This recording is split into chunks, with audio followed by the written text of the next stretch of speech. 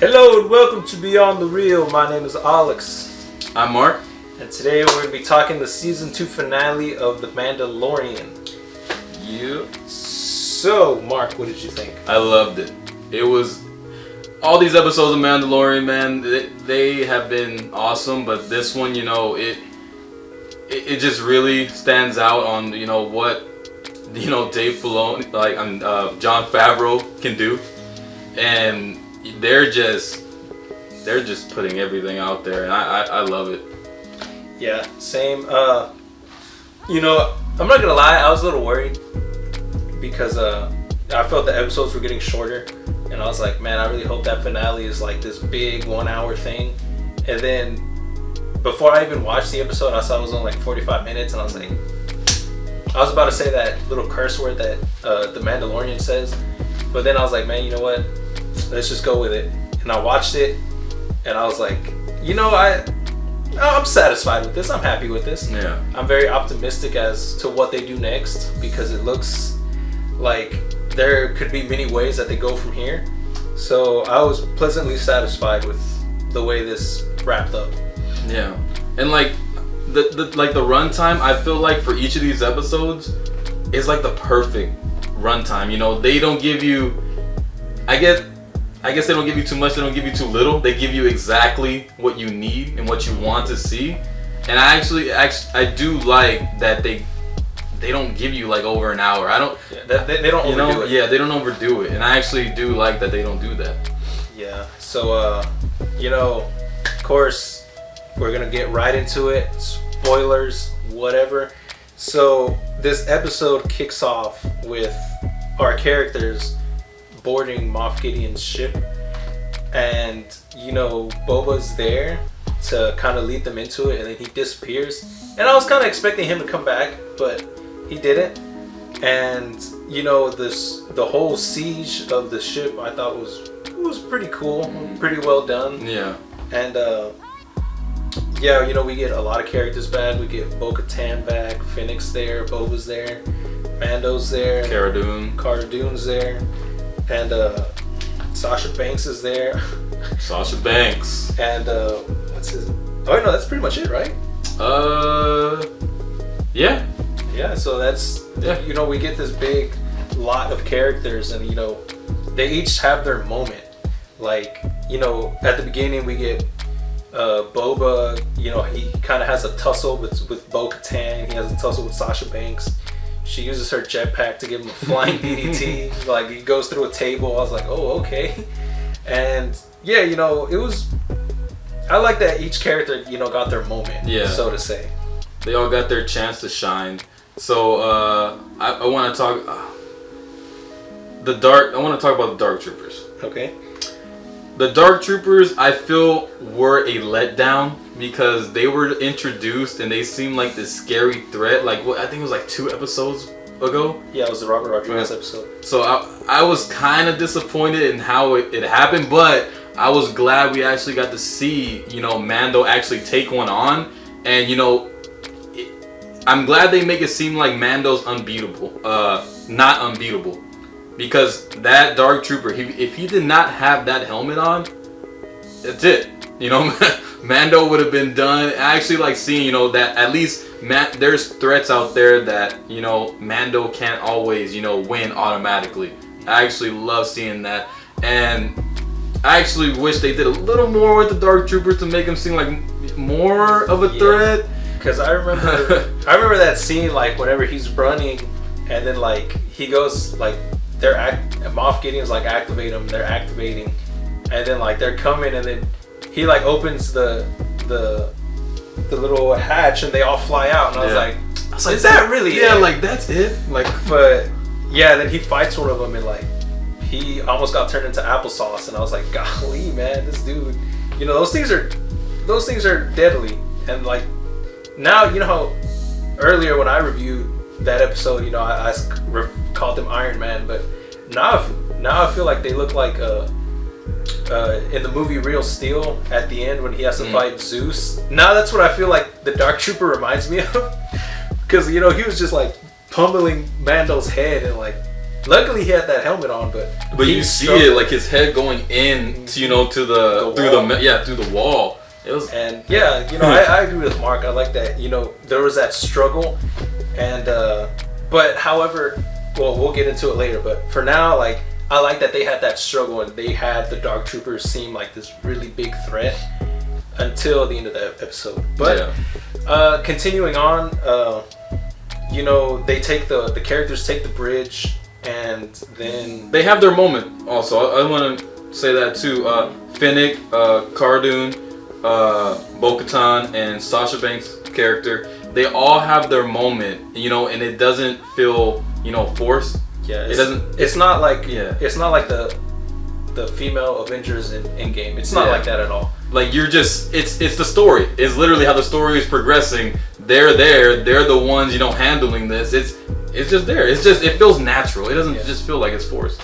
Yeah. So you get that whole, like, there's when they're walking through like this little bridge, and then Bo-Katan and Sasha Banks like come onto the sides. Yeah, they like fly up with their jetpacks, and then they start to get overtaken, and then they fly in and just like push everyone out, and I was like, well, that's pretty cool. Yeah. And then Mando's only there for Grogu, and then he goes in there and he finds Moff Gideon, and Moff Gideon's there with the Darksaber, and he's like, hey, Mando's just like, look, I'm just here for the kid. Let me get the kid and I'll leave. And then Moff, it kind of made it seem like maybe that was what was going to happen. Yeah. Because he was like, okay, I got what I wanted. So, I got his blood. You can just take him and get out of here. Yeah. And for a split second, I was like, I could see this happening. But then, of course, it didn't happen. But, yeah. But I also like that other power struggle. We finally got to see Moff versus Mando. And, it was interesting. I really liked the way it was choreographed. It didn't make it look like one character was gonna totally mop the floor with the other one. So that I really enjoyed. That fight scene was pretty cool, and just like Alex said, I also thought that Moff Gideon was gonna let him go. He said he had the blood, he has the Darksaber. I mean, what else does he need, Grogu for? What else does he need him for? And the fight was, it was awesome. And I just keep thinking about future things, now that Mando has the Darksaber, like what they can do with that. Like, Mando right now is so overpowered. He has Beskar armor, he has a Beskar staff, now he has a Darksaber. Like, what? Like, literally, what else could he? Plus the jetpack. I mean, I think he earned that in the first season. Yeah. And it's like, man, this dude is just upgrading every single season. Yeah. And then, so yeah, he finally bests Moff in combat, gets the saber, goes to the bridge, and then that's when the Dark Troopers fly back in, and then I was like, oh, good, they weren't just thrown off like the Knights of Ren, like they're actually coming back, and then like Knights. and then they fly back to the bridge, and then they're coming, and then like Moff is just like, haha, you're never getting out of here, huh? He's like, they're gonna storm that bridge and you guys are all dead. And then it happens. What? A lone X-Wing. And then honestly, my first thought was a random X-Wing pilot like we got in episode 2 or 3. Yeah, 2. Where it's just like random guys in the X-Wings. And I was like, that's what I thought. But then, you see a black hood. And I like that it was actually black this time because I love the way he looks, but in Return of the Jedi, he had a brown one. So I like that they went with black on black because it looks so much better. And then, everyone's just like, what? What's happening? And then there's like, identify yourself, and there's no answer. And then I was like, okay. And then, they're just walking, and then, it happened. And I was like, oh my gosh. And then they obscured the face. But coming back to that point that I said I was going to come back to earlier, I hate the way that, they made the Dark Troopers seem like this big thing, and then Luke Skywalker shows up and just solos them. Yeah. Don't give it's cool to see. It really is, but that really takes away a lot from them. Yeah. It's like what Luke did, that's what I wanted to see. I guess the originals, you can't get the kind of action you can get now. Mm-hmm. But now we're able to get that action. Same thing. This scene literally reminded me of Rogue One, the Darth Vader scene. That's the Darth Vader I want to see. This is the kind of Luke, like now he's a Jedi Master. Yeah. Now you're able to see the power that he has. And when he was crushing that one Dark Trooper, I was like, man, that is awesome. Like just seeing that. And yeah, it made the Dark Troopers look weak, but I mean, you got Luke back, and it's more. It's a bigger. This world is getting way bigger. And like I said that before. And like, I mean, yeah, like I like that he showed up, and like it shows how powerful he is. But I mean, it also takes away from the Dark Troopers. Yeah. But the whole time he was walking, like I kind of expected it to be Sebastian Stan. I really did, because that picture has been floating all over the internet for a while. And like I know earlier when they cast Rosario Dawson as Ahsoka, they said the fan base played a part in that because of the campaigns that they had for it. So they said that was a factor in her being cast. So I honestly expected it to be Sebastian Stan, and you know, that being the first time we see him, and like they kept it under secret for so long. That's what I thought. But yeah. No, they used I don't know what it was. To me, it seemed more like a deep fake, because it didn't seem like they actually put his whole face on someone else. To me, it only seemed like it was partial. That's why I say it was a deep fake. And don't get me wrong, it's cool, you know, to see him back, you know, in that form of the younger Luke Skywalker.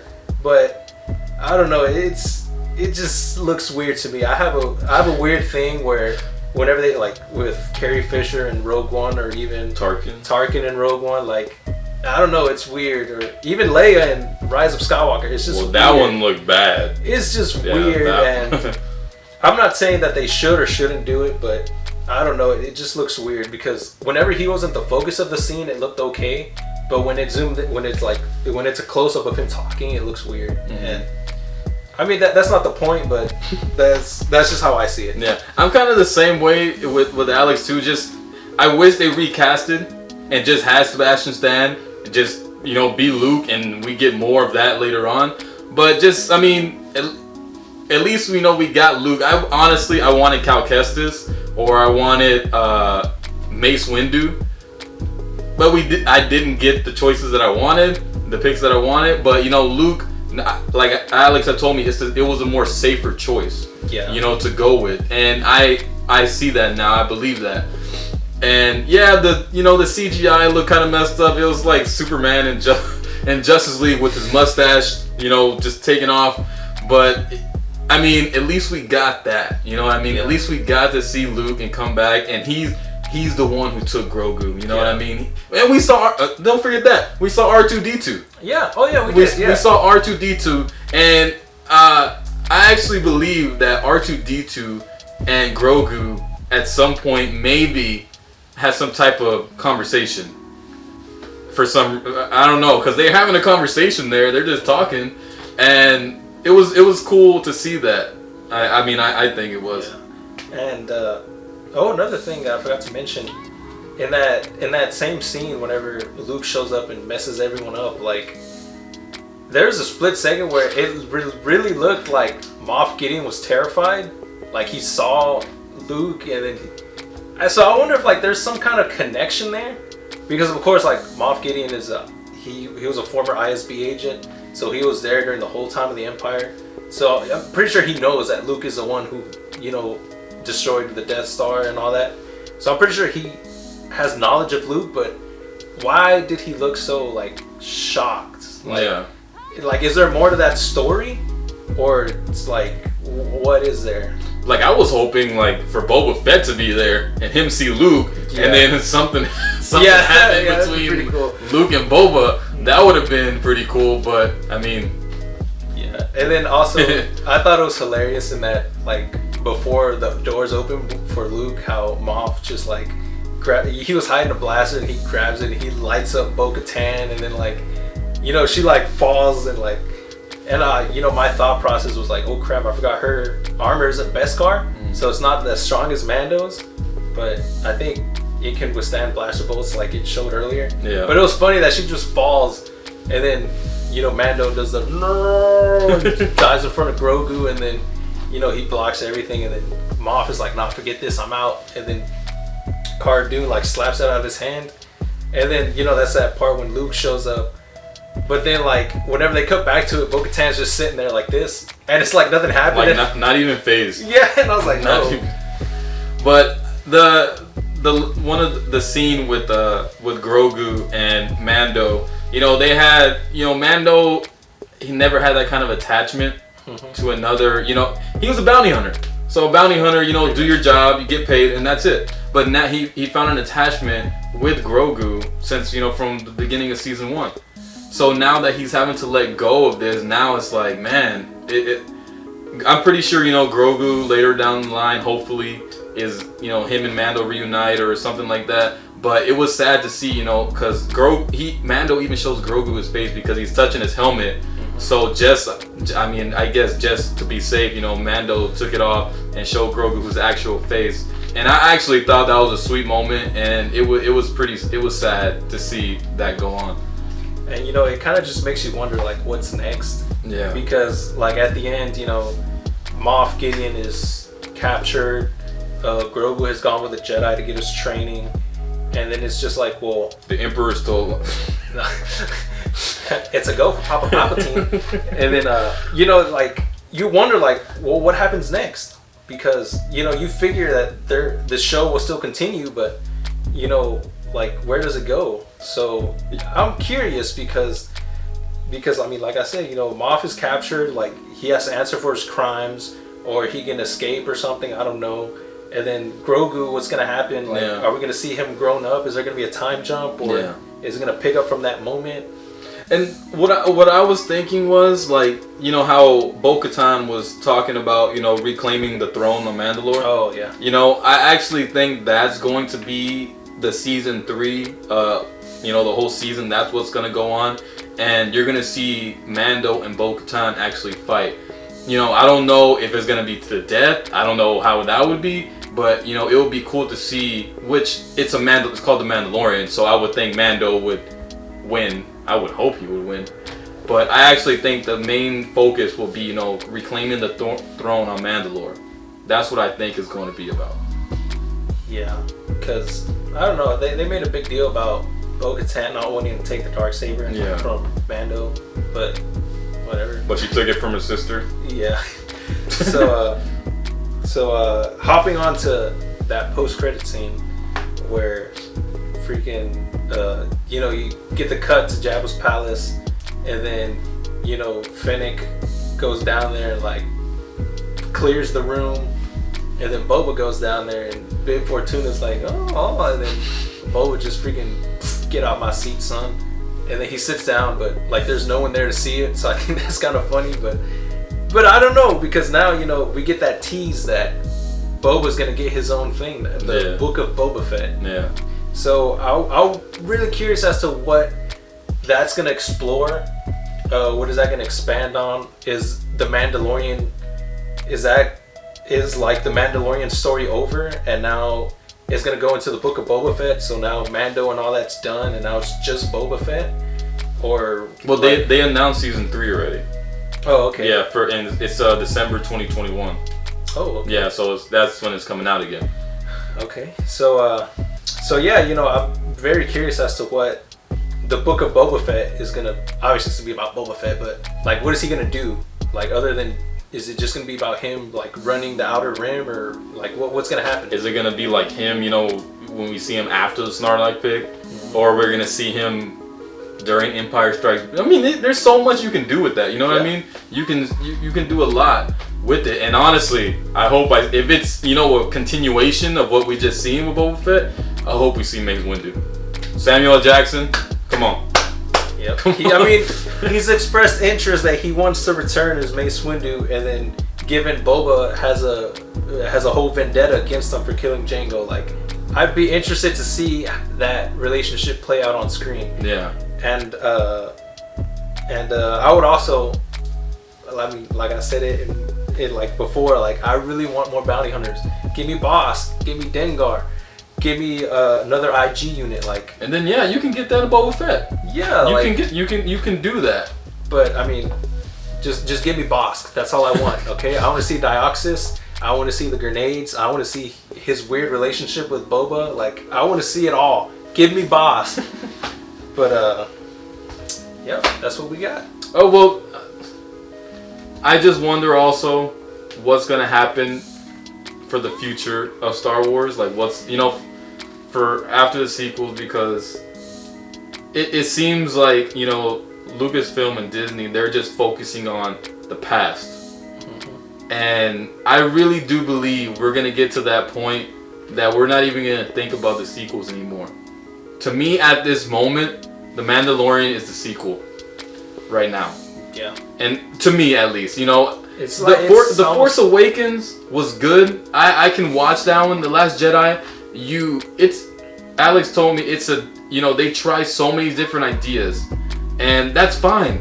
But you can't just get rid of, your lore, your canon. You can't do all of that. Yeah, put a twist on something, but don't just destroy what's already there. Rise of Skywalker, I don't even want to get into that. Yeah, because The Mandalorian really feels like a hard reset, like a new beginning, so to say. So, like Mark said, like, we don't know what the future of Star Wars is. It's not really set in stone. All we know is that that we're getting a Obi-Wan series, but that's a prequel. We're getting a Cassian Andor series, which is also a prequel.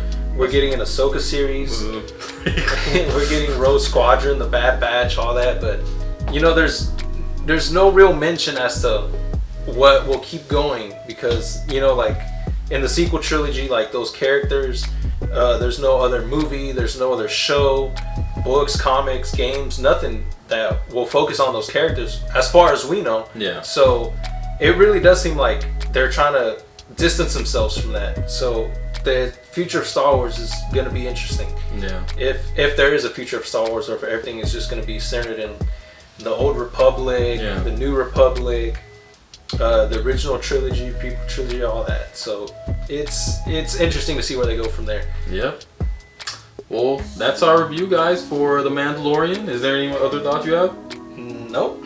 Alright, well, that's it, guys. Make sure you subscribe, make sure you hit that like button, and come back and check back for more.